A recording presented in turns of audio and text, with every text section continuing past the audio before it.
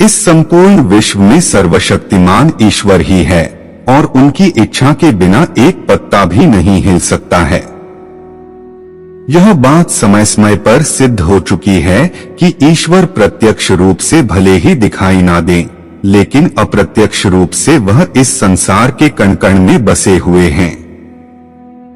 यह बात भी सत्य है कि हम में से कुछ लोग बहुत भाग्यशाली होते हैं क्योंकि उन पर ईश्वर की विशेष कृपा होती है और कुछ ऐसी शक्तियां उनके आसपास हमेशा विद्यमान होती है जो हर समय उन्हें सही मार्ग दिखाती है और हर मुश्किल में उनकी सहायता करती है।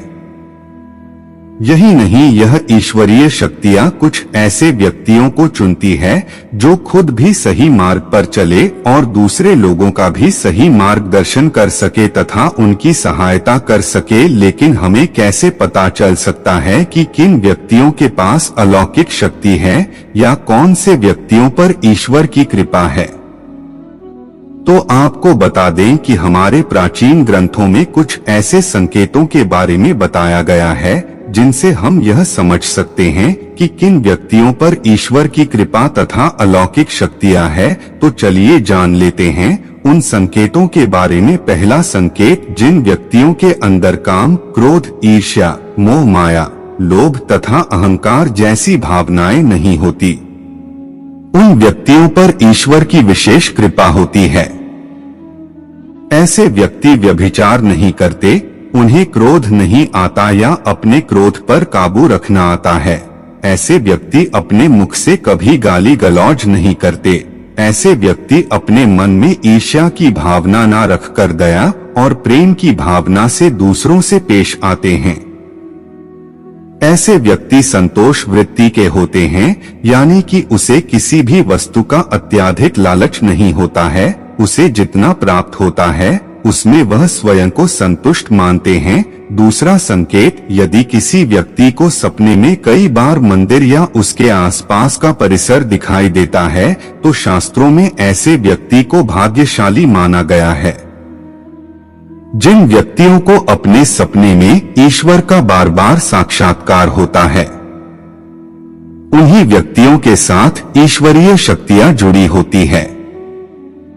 भगवान ऐसे व्यक्तियों को कुछ विशिष्ट संकेत भी दे सकते हैं जिनसे वह व्यक्ति समझ सकता है कि अलौकिक शक्तियां हर कदम पर उसके साथ हैं। तीसरा संकेत, जो व्यक्ति अपने दैनिक कार्य से बचा हुआ समय ईश्वर की भक्ति, आराधना और नामस्मरण में व्यतीत करता है और ईश्वर को सत्य मानते हुए उनकी अनुभूति करने में समर्थ होता है, वास्तव में उस व्यक्ति के आसपास एक ईश्वरीय शक्तियों का पवित्र घेरा होता है जिसके कारण उसे ईश्वर का आभास होता रहता है। चौथा संकेत, जो व्यक्ति समाज के प्रति अपना दायित्व समझते हुए सद्कार्य और पुण्य के काम करते हैं तथा मुसीबत में फंसे लोगों व गरीब और लाचार व्यक्तियों की यथासंभव सहायता करते हैं। आपदा और विपदा के समय मनुष्य तथा पशु पक्षियों की हर तरह से सहायता करते हैं तथा वृद्ध, असहाय और अपंग लोगों की समर्पित भाव से सेवा करना अपना कर्तव्य समझते हैं। ऐसे व्यक्ति वास्तव में समाज के लिए उदाहरण सिद्ध होते हैं। लेकिन आपको यह बता दें कि हर कोई व्यक्ति यह काम नहीं करता है। यह काम केवल वही व्यक्ति करते हैं जिस व्यक्ति के ऊपर भगवान की विशेष कृपा होती है, तभी उस व्यक्ति के अंदर ही ऐसे गुण उत्पन्न होते हैं। ऐसे व्यक्ति अंत में मोक्ष प्राप्त कर लेते हैं। पांचवा संकेत, ईश्वरीय कृपा प्राप्त व्यक्तियों में एक अनोखी शक्ति भी होती है और वह शक्ति है पूर्वाभास। पूर्वाभास यानी कि भविष्य में होने वाली कुछ विशेष घटनाओं का पहले ही आभास हो जाना। अगर आपको भी भविष्य में होने वाली कोई दुर्घटना या कोई अच्छी घटना के बारे में पहले ही अंदाजा लग जाता है तो आपके ऊपर भगवान की विशेष कृपा है। छठवां संकेत, कुछ लोगों को हमेशा अपने आसपास एक विशिष्ट प्रकार की सुगंध का अनुभव होता है।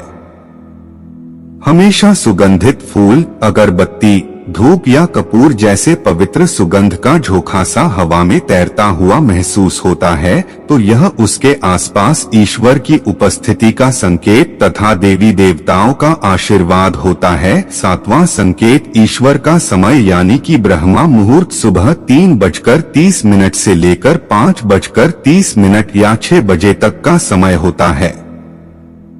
हमारे शास्त्र में इस समय को बहुत ही महत्वपूर्ण माना जाता है। ब्रह्मा मुहूर्त को देवताओं का समय माना गया है, क्योंकि इस समय के वातावरण में एक सकारात्मक ऊर्जा का संचार होता है। यदि किसी व्यक्ति की नींद प्रतिदिन ब्रह्मा मुहूर्त में अपने आप ही खुल जाती है और वह व्यक्ति अपने अत्यंत प्रसन्नचित्त से अपने नित्य कर्म से निवृत्त होकर ईश्वर की आराधना करता है और उगते हुए सूर्य को अर्घ्य देता है, तो ऐसा व्यक्ति निश्चित रूप से ईश्वर की इच्छा के अनुसार ही ऐसा करता है। उसे ऐसा करने के लिए ईश्वरीय शक्तियां प्रवृत्त करती है, यानी कि ऐसे व्यक्ति पर भगवान की कृपा बनी हुई है। 8वां संकेत, कई बार हम किसी मंदिर या धार्मिक स्थल पर भजन कीर्तन या कथा सुनने जाते हैं। कितने भी सुंदर भजन हो या कितनी भी अच्छी कथा हो, बीच बीच में हमारा ध्यान भटक जाता है और हम कभी अपने घर के विषय में, कभी अपनी किसी समस्या पर या फिर अपने आसपास बैठे लोगों का विचार करने लगते हैं। लेकिन कुछ लोग ऐसे होते हैं जो भजन कीर्तन या कथा सुनने में इतने लीन हो जाते हैं कि उन्हें किसी बात का होश नहीं रह जाता। उन्हें बस अपने आसपास पवित्रता का एहसास होता है और बहुत ही शुभ ध्वनियां सुनाई देती हैं। तो ऐसे व्यक्ति का साथ निश्चित ही अलौकिक शक्तियां दे रही हैं। 9वां संकेत, जो व्यक्ति ईश्वर के चरणों में ही परम आनंद की अनुभूति करता है और ईश्वर भक्ति को ही वास्तविक आनंद मानता है, ऐसा व्यक्ति न तो कभी दुखी रह सकता है और न ही किसी को दुख दे सकता है। ऐसे व्यक्ति का मन और मस्तिष्क हमेशा शांत रहता है, जिससे वह कभी भी सत्य व सदाचार के मार्ग से विचलित नहीं होता। यह उसे ईश्वर से मिला एक विशेष आशीर्वाद होता है, जिससे वह समाज में हमेशा मान और सम्मान प्राप्त करते हैं।